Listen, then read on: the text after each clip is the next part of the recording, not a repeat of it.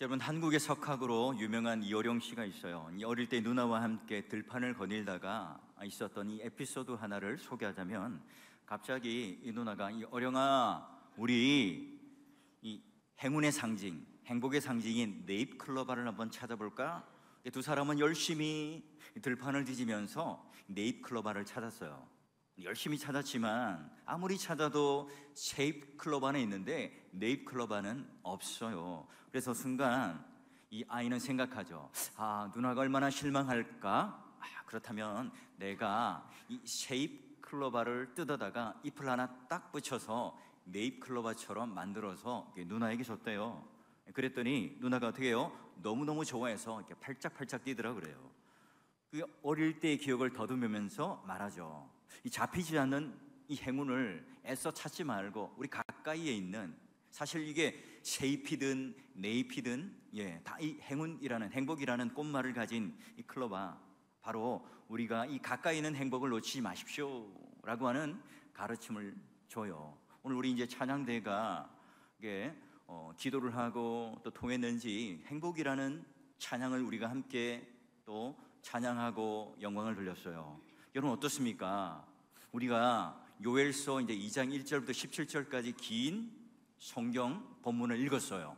근데 여러분, 하나님은 우리에게 복 주시고 우리를 통하여 보호하여 주시고 또 우리에게 행복한 삶을 주실 거야 라는 이 기대감을 가지고 1절부터 17절까지 읽었습니다. 근데 여러분 어떠세요? 우리의 그 네잎클로바를 찾는 이 기대감과는 달리 되레 실망감이 크죠. 자, 여러분, 제사장들이 거룩한 시온산 성전에서 나팔을 붑니다. 여러분, 구약 성경에 나팔은 언제 불죠? 오늘날 재난이 일어나요. 전쟁이 일어납니다. 막 비가 쏟아지고 지진이 일어나고 또 재난이 일어나면 뭐가 삑하고 울림이 옵니까? 문자가 와요. 여러분, 과거에는 그런 게 없었죠. 나팔을 불 때는요, 이스라엘 백성들이 광야 생활을 하면서 적군이 쳐들어옵니다. 자, 우리 이제 군대를 동원하여 전쟁을 하러 갑시다 할 때 나팔을 불어요. 또 언제 불죠?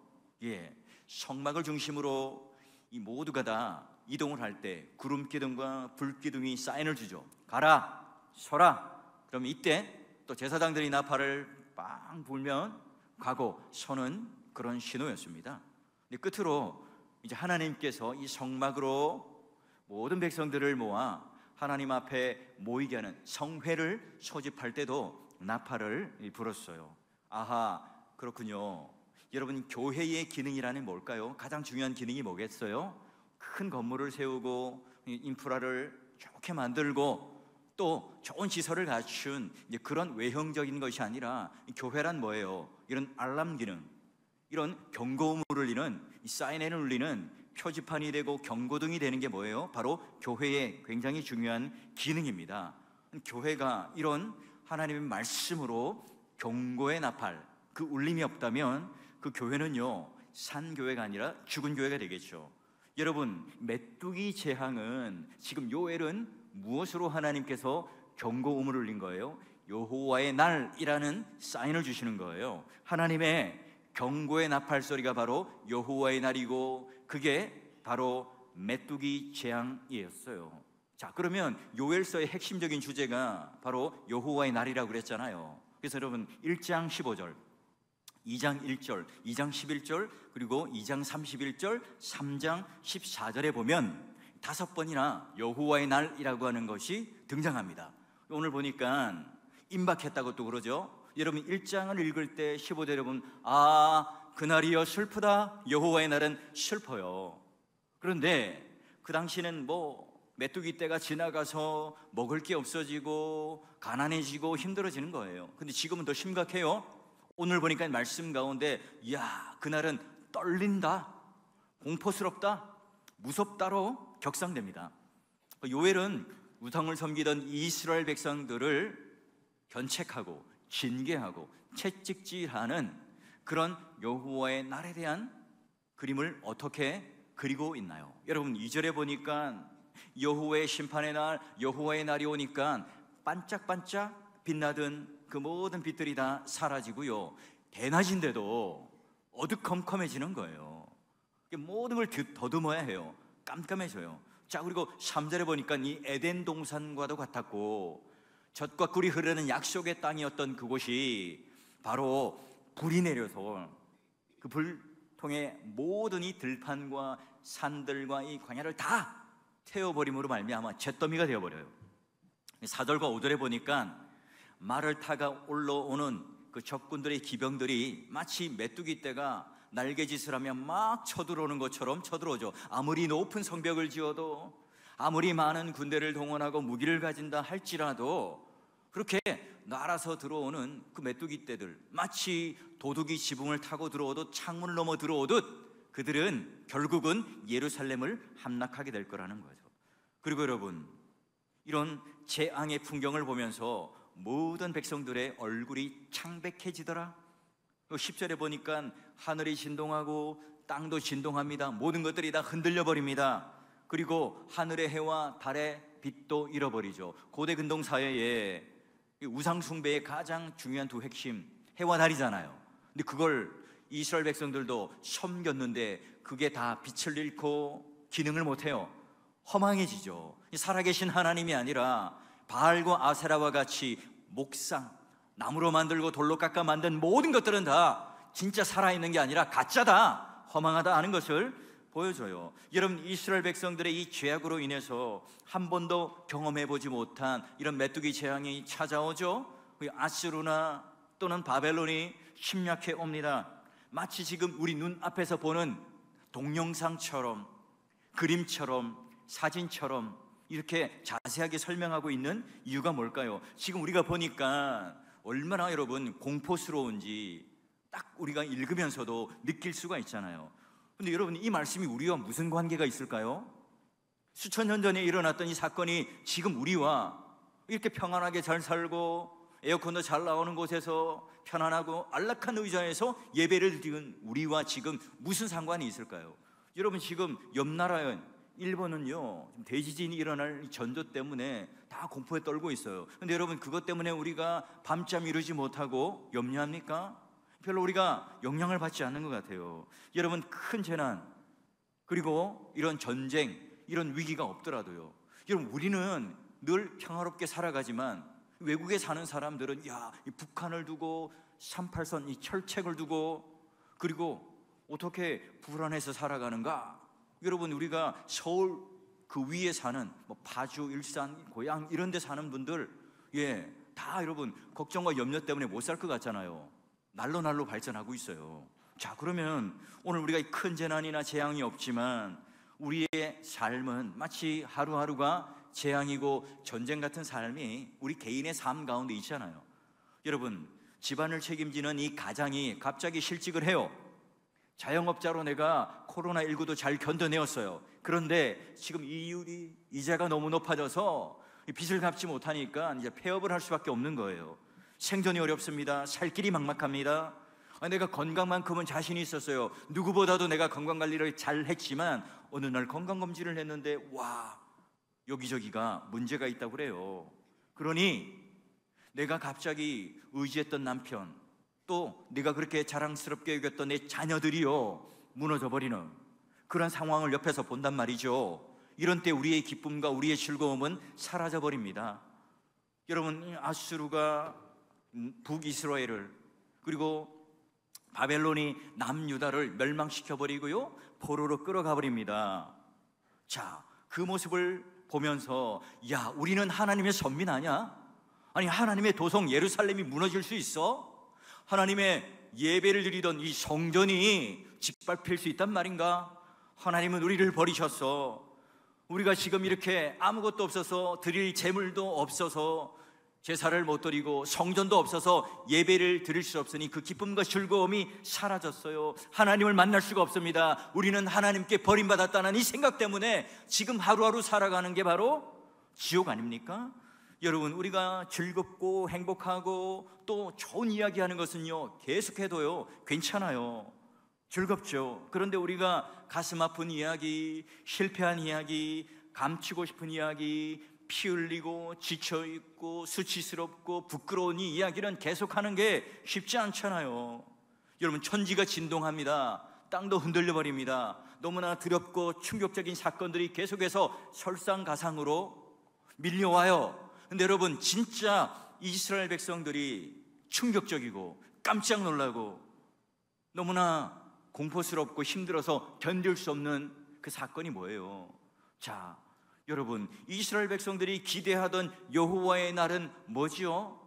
과거 바로 하나님이 우리 편이 되셔서 우리의 군대 장관이 되셔서 이방 군대를 물리치시는 그 하나님이 바로 우리의 하나님이고 내 편 되시는 하나님, 그래서 그 승리를 이루는 날이 여호와의 날이라고 기대하고 있잖아요. 그런데 지금 우리를 무너뜨리기 위해서, 우리를 잡아먹기 위해서 찾아오는 그 적군들, 이방인들의 지휘관이 누구냐? 와, 깜짝 놀라요. 자, 11절 보세요.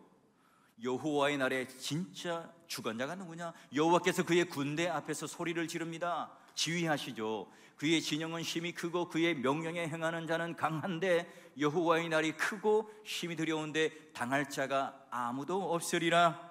여러분, 하나님께서 이스라엘을 심판하시기 위해서 이방 군대를 도열하세요. 그런데 그 도열하는데 지휘봉을 들고 앞장서서 지휘하는 군대 장관이 누구시라고요? 바로 여호와 하나님입니다. 이스라엘 군대의 군대 장관이 아니라 바벨론과 아수르의 군대 장관이 되셔서 지금 지휘하고 계신 거예요. 동원된, 하나님의 징계와 채찍에 동원된 그 적군의 대장이 되신 거예요. 여호와 하나님께서 지금 이 군대의 주도권을 가지시고 전쟁을 기획하시고 그들을 이끌어서 당신의 백성, 당신의 자녀, 하나님의 택한 백성들을 전쟁으로, 재난으로 그들을 지금 괴롭히시는 거예요. 하나님은 우리 편이 아니시던가요? 아니, 애굽의 바로에게 재앙을 내리시고 심판을 내리셔서 우리를 구원하여 주신 그분이 바로 우리 하나님 아니십니까? 게다가 우리가 약속의 땅을 정복할 때, 가나안 땅에 들어갈 때 수많은 성벽들을 무너뜨리고 이초롱 성들을 무너뜨리고 파죽지세로 우리가 승리하며 나아갈 수 있던 것, 바로 여호와 하나님께서 우리의 군대 장관이 되셔서 우리가 그렇게 정복하고 그 땅을 선물로 수여받은 것 아닙니까? 그런데 하나님께서는 당할 자 누구랴? 그런 무시무시한 그런 하나님으로 와요. 우리가 아무리 큰 성벽을 짓고 큰 군대를 가지고 많은 사람들을 데리고 첨단 무기를 갖춘다 할지라도, 많은 물질을 갖춘다고 할지라도 지금 이 죄 많은 이 죄악을 향한 이 하나님의 심판은 도저히 너희들이 막을 수가 없고 당할 자가 없다 말합니다. 여러분, 요엘 선지자가 이 여호와의 날 이렇게 공포스럽게 무섭게 표현하고 있는 이유가 뭘까요? 겁박해서, 공포심을 유발해서 벌벌벌 떨게 함으로 말미암아 굴복시키려고 그러는 걸까요? 여러분, 이 여호와의 날이라는 것은 빠바방 하고 울리는 하나님의 나팔이요 경고의 알람이라고 그랬잖아요. 자, 그러면 아직 망한 게 아니에요. 아직 절단 난 게 아닙니다.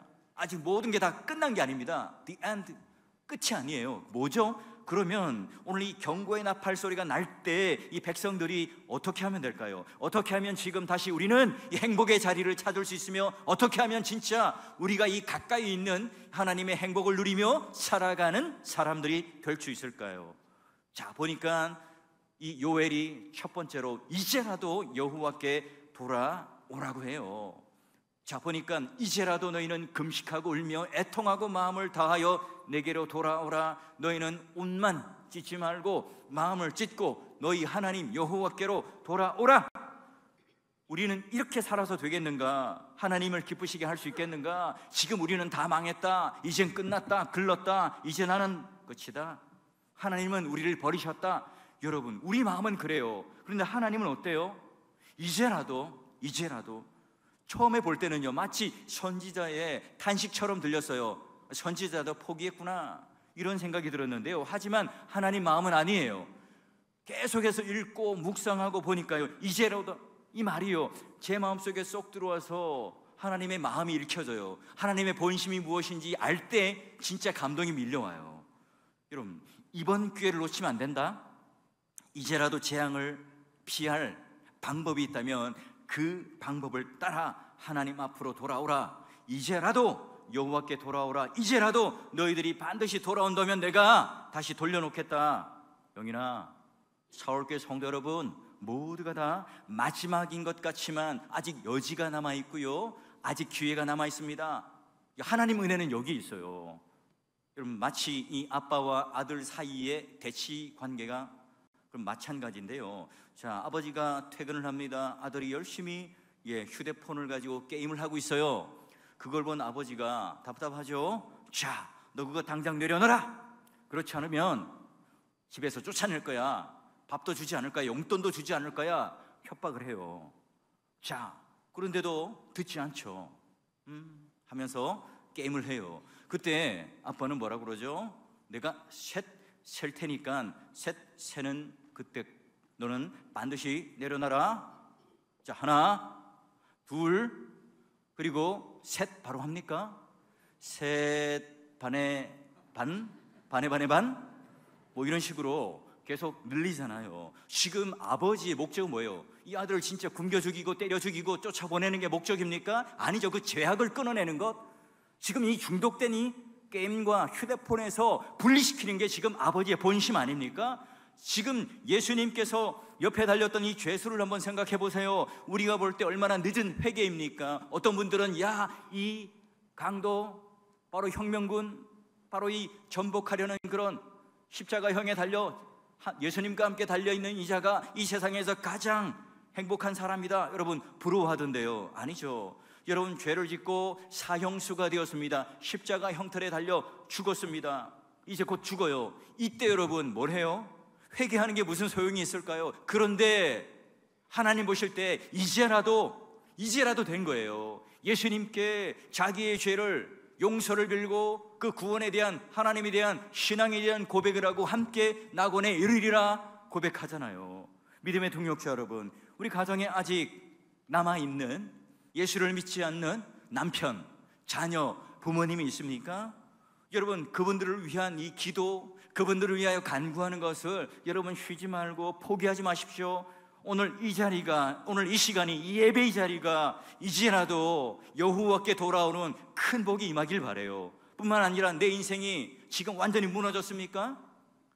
내가 이 메뚜기 떼가 훑고 지나가듯이 완전히 내가 망해버렸습니까? 아니면 적군이 쳐들어와서 지금 우리가 어쩔 수 없는 그 관계, 그 무너짐 속에 우리가 넘어져 있습니까? 여러분, 모든 것들이 다 땅이 흔들리고 하늘이 흔들리고 진동하는 그 두려움과 염려 속에 우리가 있습니까? 그런 흔들리는 심령이 있습니까? 여러분, 오늘 요엘 선지자가 우리에게 말하는 것처럼 이제라도 여호와께 돌아온다면, 다시 오늘 하나님께서 우리에게 놀라운 복과 회복을 허락하신다는 그 놀라운 믿음과 약속이 저와 여러분의 놀라운 믿음의 복이 되기를 주의 이름으로 축원합니다.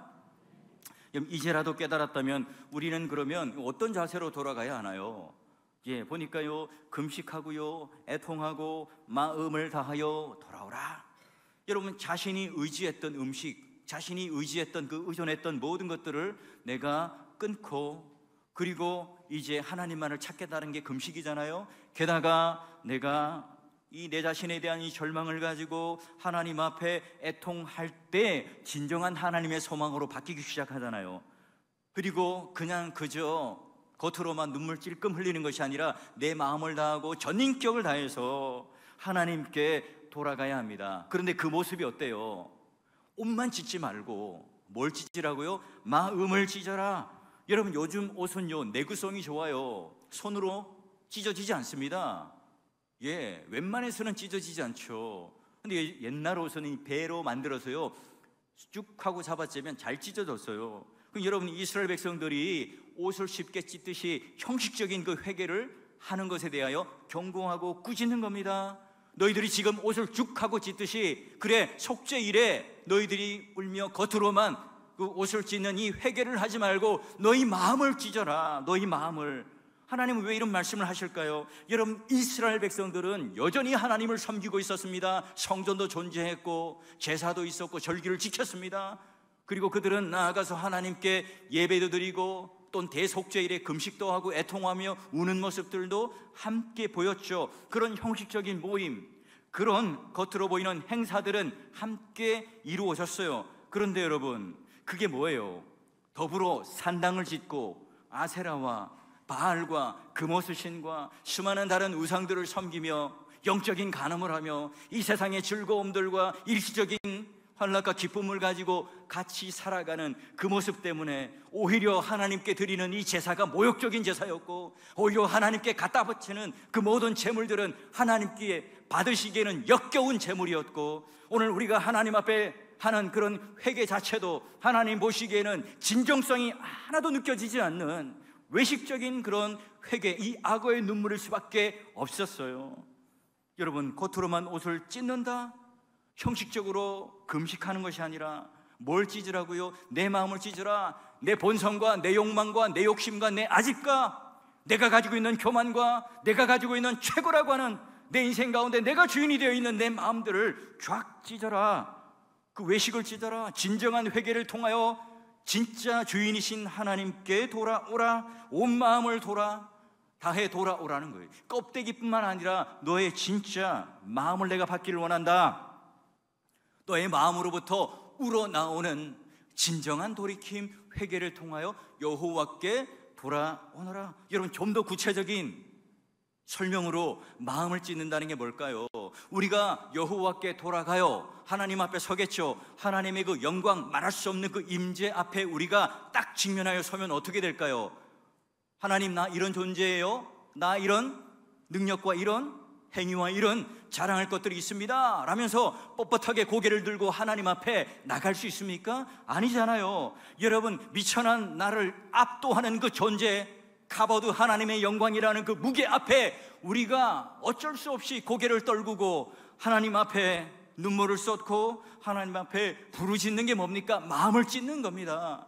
그저 오늘 내 마음 안에 있는 그것뿐이 아니죠. 여러분, 그러나 우리 스스로 우리 심령에 그 마음, 죄의 거죽들과 단단한 이 아집과 여러분이 나일론보다 고래 힘줄보다 더 질긴 오늘 우리 안에 이 제약된 심령이요, 우리가 쉽게 찢을 수 있습니까? 벗겨낼 수 있습니까? 완악한 심령이 여러분, 오늘 우리가 스스로 해결할 수 있는 능력이 됩니까? 아니잖아요. 경험을 통해서 우리는 너무나 잘 압니다. 하나님께서 그러면 누구를 통해서 우리의 마음을 찢게 하실까요? 우리는 어떻게 하면 주님 앞에 진짜 나아가며 하나님 앞에 돌이킬 수 있을까요? 여러분, 예수 그리스도께서 이 땅에 오셨죠. 육신의 몸으로 오셔서 우리와 함께 몸을 묶으셨습니다. 죄인된 그 모든 우리의 죄악들을 예수께서 다 입으시고 그것을 묶으시고 이제 어디에요? 십자가 가운데 나아갑니다. 내가 달려야 할 십자가, 내가 죽어야 할 그 자리를 대신하여 예수 그리스도께서 모든 죄를 다 뒤집어 씌시고 그 십자가 도상에서 바로 내 온몸을 쫙쫙 다 찢어내십니다. 그로 말미암아 오늘 우리 마음을 찢어내세요. 오늘 우리의 죄악된 마음, 죄의 거죽들, 완악한 질긴 이 마음들을 그제서야 그 순간에 찢어내시죠. 그리고 예수 그리스도께서 흘리신 이 보혈의 피로 말미암아 우리의 상한 심령, 우리의 깨진 심령, 우리의 무너진 죄악으로 말미암아 무너진 이 모든 것들을 예수 그리스도의 그 보혈의 피를 발라서 우리를 다시 치료하시고 우리를 살려내시잖아요. 여러분, 그러기에 예수 그리스도의 은혜에 덧입은 자만이 담대하게 하나님 앞에 돌아갈 수 있는 거잖아요. 주님 보좌 앞에 나아갈 수 있습니다. 예수 그리스도만이 유일하게 우리의 구원의 문이 되시고 생명의 문이 되세요. 그러기에 오늘 우리가 이 땅을 살아가면서 어떻습니까? 우리는 어떤 사람입니까? 우리는 아무 자격이 없어요. 미천한 자들입니다. 그저 그냥 죄악에서 그냥 빠져 죽었던 존재입니다. 거기서 뒹굴던 자들이에요. 죄의 종로로 타던 자들입니다. 근데 우리가 예수 그리스도를 믿었습니다. 메시아를 믿었습니다. 바로 성령 하나님께서 우리의 마음에 감동을 주셔서 그분을 나의 구주로 영접을 했어요. 십자가의 은혜가 오늘 우리 가운데 적용이 되었고 그 성령 하나님께서 내주하시는 그런 은혜로운 믿음의 백성이 되었고 성전이 되었습니다. 그러니 우리는 예수 그리스도로 말미암아 구원받은 자들이고 우리는 예수 그리스도께로 피한 자들이잖아요. 그래서 바로 in Christ, 예수 그리스도 안이라고 하는 그 놀라운 그 신앙의 고백이요, 그냥 그저 나오는 고백이 아닙니다. 바울이 했던 그 핵심적인 신앙의 고백이잖아요. 그래서 우리 믿음의 선배들은요, 우리 찬송가 70장을 보게 되면 이런 찬양의 고백을 하잖아요. 우리 같이 한번 불러볼까요? 피난처 있으니 환난을 당한 자 이리 오라. 땅들이 변하고 물결이 일어나 산 위에 너 어떻습니까? 두렵지 않네? 높으신 하나님, 높으신 하나님, 할렐루야. 괴로움이 심하고 환난이 극하나 피난처 되시는 주 하나님. 아멘. 하나님은 우리뿐만 아니라 모든 사람들이 돌아올 수 있도록 마지막 날까지 그 마지막 그 심판을 유예하고 계세요. 신자가 전심을 다하여 여호와께 돌아가는 것, 그게 뭐라고요? 우리 마음을 찢어내는 것, 그게 뭐라고요? 바로 우리 안에 있는 이 암덩어리와 같은 이 죄악을 잘라내고 수술해내는 과정입니다. 여러분, 문방구에 가면 가짜 칼을 팔아요. 장난감 칼을 팔죠. 그거 여러분 아무리 찔러도요 간지럽기만 하지 아무 소용이 없어요. 여러분, 이 하나님의 말씀이라고 하는 것이 마치 수술방에 쓰이는 메스처럼 날카로워서 오늘 우리의 그 속에 있는 이 암덩어리들, 그 말씀이 예리한 날카로운 검이 되어서 우리의 죄의 껍질을 벗겨내고 내 마음 안에 있는 이 죄의 거죽들을 도려낼 수 있는 그런 순간이 될 때 우리는 여호와께 돌아가게 됩니다. 여러분, 여호와는요 회개하는 이 백성들을 위해서 언제든지 자신의 이 정한 뜻을 돌이키시는 분이세요. 유턴을 준비하시는 분이죠. 길을 가다가다 바로 여러분 유턴을 하세요. 그 인간은 지금 어때요? 우리가 그런 죄악에서 돌이키고 하나님께 돌이키고 내 모든 이 잘못된 죄에 중독된 습관에서 돌이키는 것에 대하여 우리는 얼마나 인색한지 몰라요. 하나님 앞에 사죄하는 것, 돌이키는 것, 사과하는 것, 용서를 비는 것 너무너무 싫어하죠. 깨진 이 세상의 실성을 직면하고 각성한 사람들은요 바로 하나님 외에는 소망이 없다는 사실을 알고 그 자리에서 돌이키는 사람들이에요. 하나님께서 지금 이스라엘 백성들을 심판하고 괴롭히고 그들을 죽이려고 하는 것이 본심이 아니라는 사실을, 여러분, 그래서 우리가 이 세상을 살아가면 무조건 우리가 무섭게 하나님께서 우리를 벌 내리시고 때리시는 것을 기뻐하시고 즐겨하시는 분이 아니죠.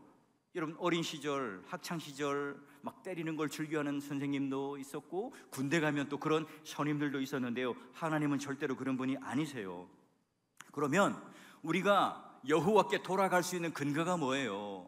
바로 오늘 우리의 마음, 우리에게 근거가 있는 게 아니라 하나님의 본심, 하나님의 진짜 마음이 무엇인지를 알기 때문에 우리가 돌아갈 용기가 생기고 돌아갈 근거가 생깁니다. 자, 그러면 요엘은 뭐라고 말하죠? 하나님에 대해서 뭐라고 말합니까? 내가 아니라 하나님의 사역과 그 성품에 근거하여서 우리가 의지하며 나가는데요, 자, 우리 한번 같이 한번 읽어봅시다. 시작.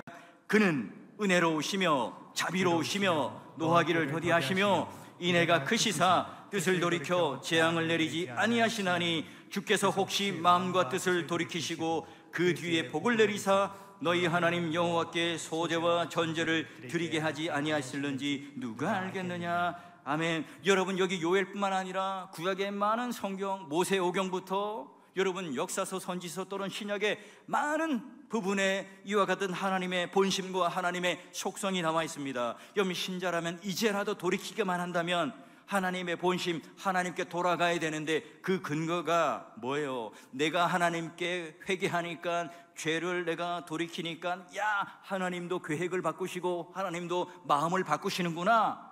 여러분, 하나님은 그런 분이 아니세요. 우리가 죄 짓고 우리가 하나님 영광에 훼손되는 일을 하잖아요. 그러나 하나님의 영광은 아무것도 훼손되는 게 없습니다. 뭐예요? 이런 수사적인 표현이죠. 내가 교만한 죄인인 나에게 근거가 있는 게 아닙니다. 내가 조금이라도 뭔가 잘나고 깨어지고 각성해서 내가 하나님을 붙잡기 위해서 나아간다? 여러분, 그게 아니죠. 소망이 어디에 있습니까? 오로지 하나님의 존재와 속성과 성품과 구원의 사역에 그 약속을 거신 그 하나님께 근거가 있는 거죠. 한 사람의 인격, 그 존재를 완전히 뒤집어 놓는 것도요, 누가요? 나 때문이 아니라 그런 하나님이시기 때문에 그래요. 어떤 하나님이신데요? 그분은 은혜로우시며 인애하시며 자비하시며 노하기를 더디하시며 사랑 가운데 모든 것을 유예하셔서 오늘 우리 가운데 구원을 베푸시기를 원하죠. 우리가 끊임없이 죄를 짓지만, 우리가 그런 악한 일들을 벌이지만 이제라도 내가 여호와께 돌이키기만 한다면 하나님께서 은혜로우신 분이고 인애하신 분이고 노하기를 더디하시기에 오늘 우리를 어떻게 해요? 받아주세요. 새로운 출발을 하게 하시죠. 우리가 그 하나님 때문에 그런 구원이 주어지고 회복이 주어지고 용서가 주어집니다. 우리가 하나님의 존재와 그 성품에 대하여, 그게 오늘 우리의 모든 답이 되고 있습니까? 하나님은 우리를 향하여 겁주고 겁박하고 뭔가 멱살을 잡고 우리를 막 공포감을 주고 막 힘으로 완력으로 눌러서 오늘 우리를 변화시키려고 하시는 게 아니에요. 하나님은 살아계신 하나님이죠. 이 언약을 걸으셔서 내가 누구라는 것을 그대로 그들이 깨닫게 될 때 자연스럽게 이 자기 언약 백성들이 깨닫고 회개하고 뉘우치고 돌아옵니다. 누가복음 15장에 보면 둘째 아들이 아버지의 유산을 받아서 외국에 나가서 다 허랑방탕하게 허비하고 다 여러분 버리잖아요. 여러분 이때 아버지의 집에 돌아올 때 그 근거가 뭘까요? 중요한 건 뭡니까? 그 둘째 아들이 내가 돌아가야 되겠다라고 의지를 가진 것, 그것보다 더 중요한 게 뭘까요? 아버지 집이라는 거예요. 그런 아들을 받아주시는 인자하신 아버지라는 사실을 내가 알기 때문에 가는 거죠. 아버지가 그런 분이 아니라면 그 돌아가겠습니까? 그 집에 돌아가더라도 아버지가 그런 분이 아니라면 안 돌아가는 것과 별반 다를 게 없는 거잖아요. 그러니 여러분, 거기 비유 속에 가장 손해를 보시는 분이 누굽니까? 바로 하나님 아니세요? 탕구 하나님입니다. 둘째 아들도 첫째 아들도 아니라 가장 큰 손해를 보시는 분이 바로 하나님이신 거예요. 믿음의 동역자 여러분, 우리가 이 절망스러운 상황과 환경 속에 있습니까? 불의하고 타락하고 추악한 이 모습 때문에 내가 비틀거리며 쓰러지고 있습니까? 이제는 끝났다, 이제는 글렀다, 이제는 아무것도 아니다, 내 생각에는 끝났다고 생각하고 아니라고 단정짓지만, 여러분 우리가 돌이키고 다시 하나님을 찾고 죄를 회개하는 것은요 늦은 때라고 말하지 않습니다. 여러분 어느 세상의 신이 자기 자신이 낮아지고 희생합니까? 이 세상에 어떤 신이 자기를 희생하여서 누군가를 구원합니까? 하나님은 세상의 종교처럼 복채를 받으셔서 네가 이만큼의 헌금하고 이만큼 헌신하면 내가 그만큼의 복을 줄게 라고 말하지 않잖아요. 하나님은 우리를 궁극적으로 죽이거나 심판하시거나 우리를 멸하시는 게, 그게 다 죽여버리겠다는 이 계획이 진짜 계획이 아니세요. 대신에 누구를 죽이세요? 자신의 아들 독생자를 대신 죽이세요. 하나님의 아들을 십자가의 희생식구로 말미암아 우리에게 구원의 길을 열어주시는 그분이 바로 여호와 하나님이세요. 와, 하나님의 사랑이라고 그러는데 사랑이 어디 있습니까? 그게 바로 십자가라고 하는 것을 통해서 우리에게 보여주는, 명확하게 설명해주는 사랑이죠. 하나님은 아담과 하와를 이 에덴 동산에서 창조하시죠. 언약을 걸죠. 야, 저기 있는 그 선악을 알게 하는 나무는 먹지 마라, 정령 죽으리라. 너희들에게 생명나무의 열과는 얼마든지 내가 풍성하게 줄 테니 그거 건드리지 마. 근데 어때요? 건드리죠. 넘어갑니다. 근데 하나님께서 이 아담과 하와를 당장 죽이시나요? 육신의 죽음을 죽이시나요? 뭐 죽여도 상관없잖아요. 근데 에덴 동산에서 쫓아내요. 그리고 죄인으로 살아가는 그들을 이제 땀을 흘리게끔 하고 이제 하나님과의 관계를 멀어지게 하고 이렇게 하시죠. 그리고 나서 그들을 구원하기 위하여 둘째 아담이신 예수 그리스도를 이 땅에 보내셔서 십자가의 피를 흘리게 하신 거잖아요. 여러분 이제라도 마음을 찢어 하나님께 돌아가기를 소망한다. 이제라도 지금 하나님을 찾고 나아가면, 주님께 나아가면 바로 그 인자하시고 인애하시고 노하기를 더디하시는 그 하나님께서 오늘 우리를 용서하시고 받아주신다는 그 약속, 그 성품, 그 사역, 하나님 때문에, 그 하나님이란 존재 때문에 우리가 거기에 근거하여서 하나님 품에 쏙 안김으로 마치 둘째 아들처럼 탕자처럼 있는 그 인생이라도 우리가 용기를 내어서 예배드리는 이 자리가, 오늘 하나님께 지금 우리가 나아가는 이 자리가 지금 정말 하나님을 제대로 찾고 그 하나님을 향하여 그 품에 안길 수 있는 놀라운 그 복과 은혜가 저와 여러분 가운데 있기를 주의 이름으로 축원합니다. 여러분 17절 끝에 보니까 여호와를 섬기는 제사장들은 낭실과 제단 사이에 하나님께서 백성들을 긍휼히 여기고 울라하라고 얘기합니다. 구약시대의 제사장들은요, 하나님 백성들을 대표하여 하나님을 찾아가 간구해야 되겠죠. 그런 사명을 가진 사람들입니다. 근데 오늘날 여러분, 우리의 진짜 중보자는 누구세요? 바로 예수 그리스도죠. 승천하셔서 하나님 보좌 우편에 앉아 계셔서 오늘 우리의 기도를 들으시고 전달해 주시는 그분이 바로 예수 그리스도 중보자시죠. 그러기에 하나님의 긍휼과 하나님의 자비를 받을 수 있도록 하나님 우편에 앉아서 여전히 기도하시고 중보하시는 분이에요. 그런데 오늘 우리에게 더불어 요구해요. 마치 호숫가에 돌을 던지면 파문이 일어나면서 쫙 가듯이, 자, 오늘 이 제사장들이 함께 영적 지도자로 보여줄 때 그 영적 파문이 어린아이와 젖먹이로부터 또한 신혼 살림을 하고 있는 그 부부들까지도 다 불러서 소집하여서 여기 성회에 모여요. 여러분, 신혼 살림을 하는 자들은요, 군대도 면제됩니다. 그런데 이 전쟁보다 더 급한 일이고 더 중요한 일이라고 생각하는 거죠. 여러분, 오늘 우리가 나만 신앙이 온전하고 나만 신앙이 잘 나가는 것, 그것뿐만 아니라 우리 옆에 있는 사람을 깨워내야 하고 우리 가족들을 깨워내야 하고 우리 믿음의 성도들과 함께 신앙생활하는 우리들이 함께 각성하고 깨어나는 그 일들, 그게 오늘 그 책임들이 우리 모두에게 있는 겁니다. 더 앞서 나가 영적 지도자에게 있는 거죠. 한국에서 일어난 최초의 부흥이 뭐예요? 1907년 장대현 교회의 부흥입니다. 그 부흥운동은요, 그 이끈 사람이 길선주 목사님이잖아요. 원래 이분은 도가에서 돌을 닦던 사람이에요. 그런데 이분이 회개하고 예수님을 믿었고 목사가 되었습니다. 근데 아무리 설교를 해도 아무런 부흥의 역사가 일어나지 않아요. 근데 하나님께서 어느 날 깨닫게 해주셨답니다. 나는 이 형식적인 기도를 말고 또 남에게만 회개하라고 죄를 지적하는 것이 아니라 너의 죄가 무엇인지 기억나게 하겠다. 그가요, 친구의 죽음 가운데 유산을 정리하면서 한 100불 정도 훔친 것을 지적하신 거죠. 그래서 길선주 목사님이 설교하다 말고 저는 도둑놈입니다.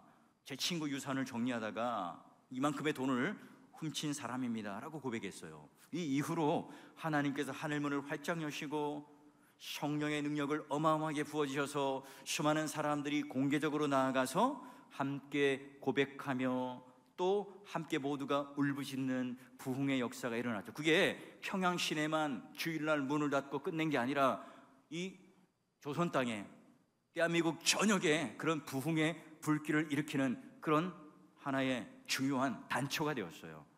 사랑하는 성도 여러분, 혹시 우리들은 우리 삶 가운데 하나님을 떠난 죄로 인하여 또는 우리의 나태함과 게으름을 인하여 메뚜기 재앙과 같고 또 이 적군들, 바로 아수르와 바벨론이 쳐들어오는 것처럼 여호와의 날, 임박한 날, 여러분, 이런 삶의 긴장감 속에 우리는 살아가고 있지는 않습니까?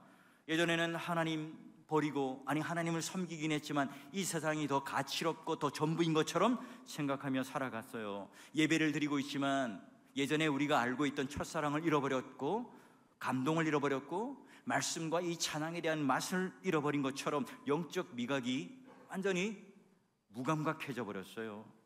하나님을 떠나 내가 이 경고의 나팔 소리를 막 울리지만 그러나 그 경고의 나팔 소리가 들리지 않아요. 민감하게 들리지 않습니다. 여러분, 애굽의 왕 바로는요, 모세로부터 하나님 명령과 말씀을 들었습니다. 이 백성은 하나님의 백성이니까 놓아줘, 광야에 나가서 예배를 드리게 해주세요 라고 했어요. 바로는 안 된다고 그랬죠. 왜요? 자기의 유익, 그 애굽의 나라의 유익을 위해서 버텼죠. 10번이나 재앙을 당합니다. 또 하나님께서 재앙으로 경고의 나팔을 주신 거예요. 근데 여러분, 결국은 뭐예요? 오늘 하나님께서 어떤 결론을 내리죠? 지금 이 바로는 애굽을 위하여서 최선을 다하여 다스리는 왕이었지만 성경은 그를 악인이라고 평가를 합니다. 여러분, 우리가 이 땅을 살아가면서 바로 역사 속에서 단 한 번이라도 우리는 하나님을 향하여 악인이라고 우리는 생각하는 적이 없죠. 우리 모두는 다 하나님의 역사에 동참한다고 생각하고 있고 그러나 하나님의 평가는 어떤 사람은 악인, 어떤 사람은 의인, 어떤 사람은 양, 어떤 사람은 염소라고 평가를 해요. 여러분, 어떤 사람은 이와 같이 하나님의 눈에 평가를 받는다고요. 목사의 목사님이라고 일컫는 많은 우리 믿음의 선배 목사님들 한 분, 두 분 무너져가는 것을 보고 있을 때, 또 찬양 사역자로서 감동과 눈물을 주었던 그 많은 찬양 인도자와 사역자들이 그런 성적 추문으로 무너져갈 때, 목양의 길을 걷다가 지치고 쓰러져서 포기하는 그 동료 목사님들의 이야기가 들려올 때 함께 무너져 내릴 때가 많습니다. 저에게 질문을 해보죠. 끝까지 갈 수 있을까? 또 견뎌낼 수 있을까? 또 이 자리를 지킬 수 있을까? 라는 질문을 해봐요. 이때 여러분, 성령께서 번쩍, 정신이 번쩍 들게 하죠. 내가 하는 게 아니잖아요. 바로 우리는 되었다고 하는 순간, 멈추는 순간 넘어지게 돼 있잖아요. 끊임없이 형식과 이 관습, 오늘 우리 마음을 진짜 찢어서 하나님 앞에 돌아가는 역사. 그래서 하나님께서 이제라도 돌아온다면, 그게 바로 겟세마네 동산에서 얼굴을 대고 기도했던 예수님처럼 오늘 이 자리가 우리가 겟세마네 동산이 되어서 얼굴을 대고 기도하는 시간이 될 때 가능한 일이죠. 아무리 우리가 죄를 지어도 징계와 견책을 받고 쓰러지고 흔들리고 넘어지고 있는 그 순간이라도 우리 스스로가 판단할 때 아무것도 아니라고 생각하고 끝났다고 할지라도, 오늘 하나님께서는 이제라도, 지금이라도 오늘 우리의 죄를 숨김없이 하나님 앞에 돌이키고 나오면, 하나님께 마음을 찢고 나오면 어떤 죄악과 용서와 나태함과 게으름과 연약함도 내가 다 받아주고 내가 치유하고 회복시켜 주시겠다는 그 하나님이 어떤 분이신데요? 은혜롭고 인애하시고 노하기를 더디하시고 자비로우신 그 하나님이라는 사실 때문에 자기 백성들의 죄를 용서해 주시고 삶을 치유하고 회복시켜 주시는 그 놀라운 복과 그 놀라운 은혜가 그저 이 요엘 시대만의 그런 인물이 아니라 오늘 우리들에게 일어나는 하나님의 놀라운 복과 은혜가 되시기를 성부와 성자와 성령의 이름으로 간절히 축원합니다.